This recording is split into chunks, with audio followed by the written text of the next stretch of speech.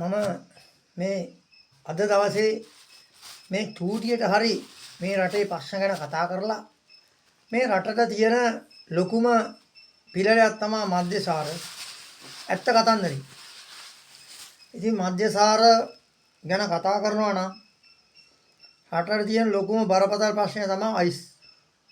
Ice මද්ය තමයි රටට තියෙන ලොකුම ප්‍රශ්නේ කරගෙන තියෙන්නේ. ඉතින් මම ඇත්තටම මේ කියන්නේ මේකයි මේක එක්කෝ නැව් වලින් එනවා වරායෙන් ගොඩ බානවා එහෙම නැත්නම් ප්ලේන් එකේ ගේනවා ගෙනල්ලා ඒ මළු වලින් ගුවන්තොටුපළේ පරියන්තෙන් එළියට එනවා එහෙම නැත්නම් දීවරයෝ හරහා බෝට්ටු වලින් මාළු අල්ලන ඒ තොටුපළවල් වලට තමයි ගේන්නේ. ඉතින් මෙතන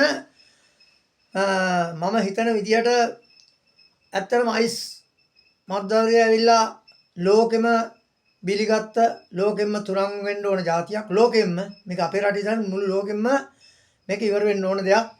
ඉතින් මේක වැඩි මුදලක් හොයාගන්න පුළුවන් නිසා මේකෙන් මේ ව්‍යාපාරිකයෝ බවට පත් වෙනවා. ඒක තොග වෙලෙන්ද බවට පත් වෙනවා. ඒ කියන්නේ ව්‍යාපාරිකයෝ ගෙනල්ලා තොග වෙලෙන්දන්ට දෙනවා. තොග වෙලෙන්දන්ට දෙනවා. තොග වෙලෙන්ද දෙනවා සිල්වර වෙලෙන්දන්ට. එතකොට මම කියන්නේ දැන් මෙච්චර කාලයක් ඇත්තටම අයිස් අල්ලල්ලා කියා අපේ රටේ තරුණ ජනතාව තරුණ ළමයි මේ වගේම වැඩිහිටියන්ගේ ස්වල්ප ප්‍රමාණයක් හරි මේ මද්දවගේ ඇත්තෙන්ම අයිස් පාවිච්චි කරනවා. ඉතින් මේක මම කියන්නේ මේක නවත්තන්න ඕන එකම ක්‍රමය මේකයි. ගුවන්තොටුපළට එනවනම් බෑග් සියලුම පරියන්තෙන් එනවනම් සියලුම බෑග් ගලවන්න. සියලුම බෑග් වල ඇරලා ඒ ගේන පෙට්ටිද ඒ ගේන බෑග් මලුද සියලුම දේවල් චෙක් කරලා එතෙන්දි මේක අල්ලලා එතෙන්දි මේක විනාශ කරලා දාන්න ඕන. අනිත් එක වරායෙන් ගොඩ වහින කන්ටේනර් වල එනවනම් ඒ පෙට්ටි කඩලා ඒ පෙට්ටි වල තියෙන මද්දාර සේරම අරගෙන ඒකත් එවලෙම විනාශ කරන්න ඕන. මේක මෙච්චර ඇල්ලුවා මෙච්චර ගත්තා මෙච්චර තිබ්බා කියන්න අවශ්‍ය නැහැ. දැන් මේකනේ මෙච්චර කාලයක් කරුවේ. මහින්ද මහත්තයා කරුවෙත් මේක. රනිල් මහත්තයා කරුවෙත් මේක. මෛත්‍රීපාල මහත්තයා කරුවෙත් මේක. රනිල් චන්දිකා මැඩම් කාලෙත් මේක කරුවේ. මේ ඇල්ලුවා මේක මීඩියා වලට දාන්න එපා. ප්‍රවෘත්ති වලට දාන්න එපා. මේක දාන්න අවශ්‍ය නැහැ. එහෙනම් මොකද කරන්නේ? ඇල්ලුවා නම් එතනින්ම විනාශ කරලා නම් ඉවරයි. මේක හැමදාම කරන්නේ මේකේ තියෙන මද්දාවලිය ටික මේ කියන්නේ අධික විදිහට මේ මිනිස්සු මේක ප්‍රචාරය කරනවා. ප්‍රචාරය කරාම වෙලඳ භාණ්ඩයක් බවට පත් කරනවා. මේක ව්‍යාප්ත කරනවා. මේක තමයි කරන්නේ. ගන්න නැති මිනිස්සුන්ට ගන්න ව්‍යාප්ත කරනවා. ඉතින් මම කියන්නේ මේක බොන මිනිස්සු හිරේ දාන්න එපා. බොන මිනිස්සු හිරේ දාන්න එපා. ගෙන්නන එකව මරලා දැම්මක් කමන්නේ. පැහැදිලිවම කියන්න බෑ. මේ අහිංසක අවුරුදු 18 20 ළමයි ටික හිරේට දාපුවම යකෝ මොකಾದ මේ රට ගෙනියන්න ඉන්නේ?